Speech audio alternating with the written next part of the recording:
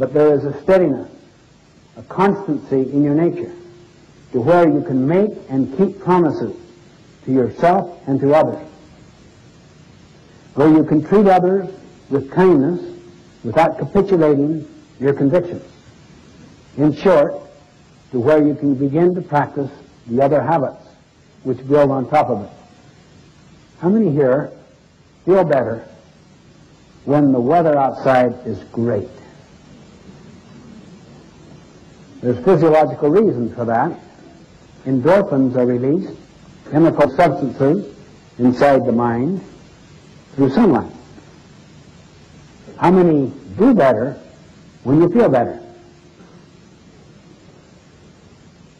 That means we're reactive to the physical culture.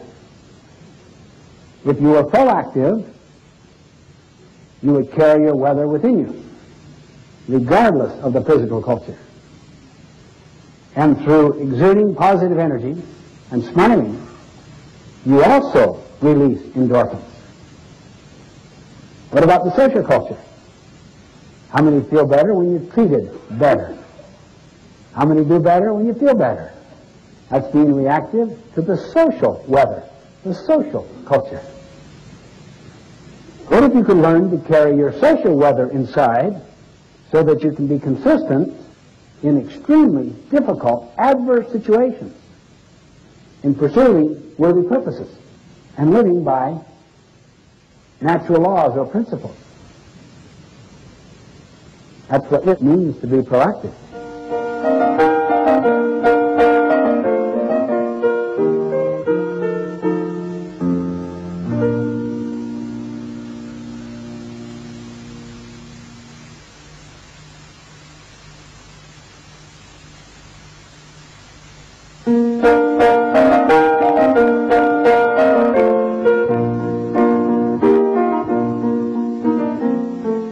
Tested every day in 1,000 little ways, in the ordinary things. And if we are proactive in those things, it gradually develops extraordinary capability in handling major setbacks or disappointments. But oftentimes, we look into the more spectacular, the more dramatic, the larger issues to see the obvious energy of proactivity, of habit one.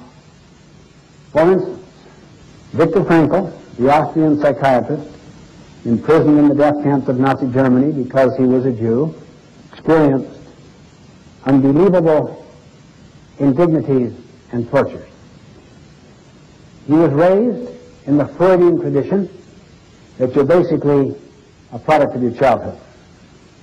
He worked on that assumption, that paradigm.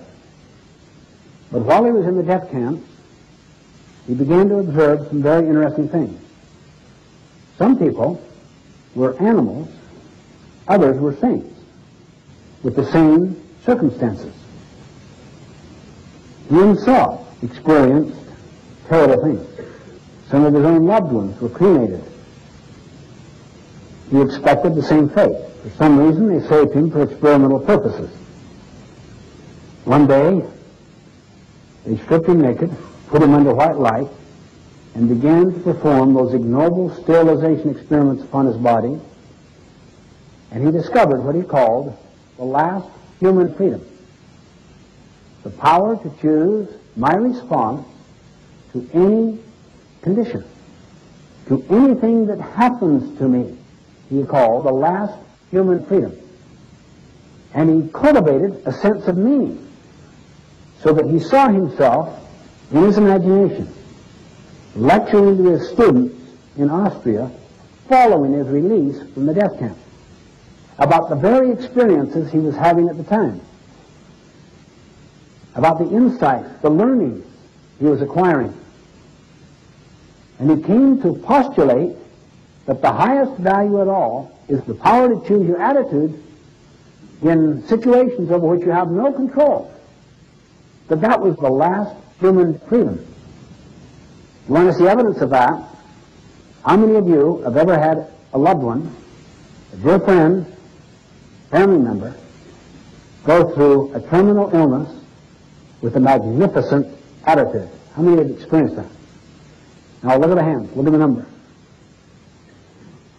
How many of you were enormously inspired by such modeling? Same hand. I just saw that with my sister, Marilyn, who just recently passed away.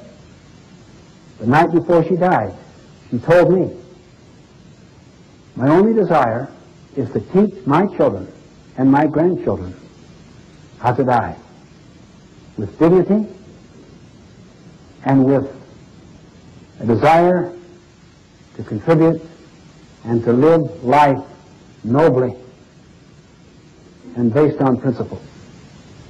And the cancer inside her lungs was like a tree growing up. But her whole focus during the months, even years that preceded it, was constant teaching. Those children and grandchildren, and friends, and loved ones will be inspired and ennobled by such modeling, such mentoring the rest of their lives. Between what happens to us, the stimulus, whatever has happened to us, or what is now happening to us, between that stimulus and our response is a space. In that space lies our power and our freedom to choose our response. In these choices lie our growth and our happiness. In other words, with the right choices, eventually the response we choose begins to influence the stimulus. This is what Viktor Frankl discovered. And through exercising his memory, that is his self-awareness,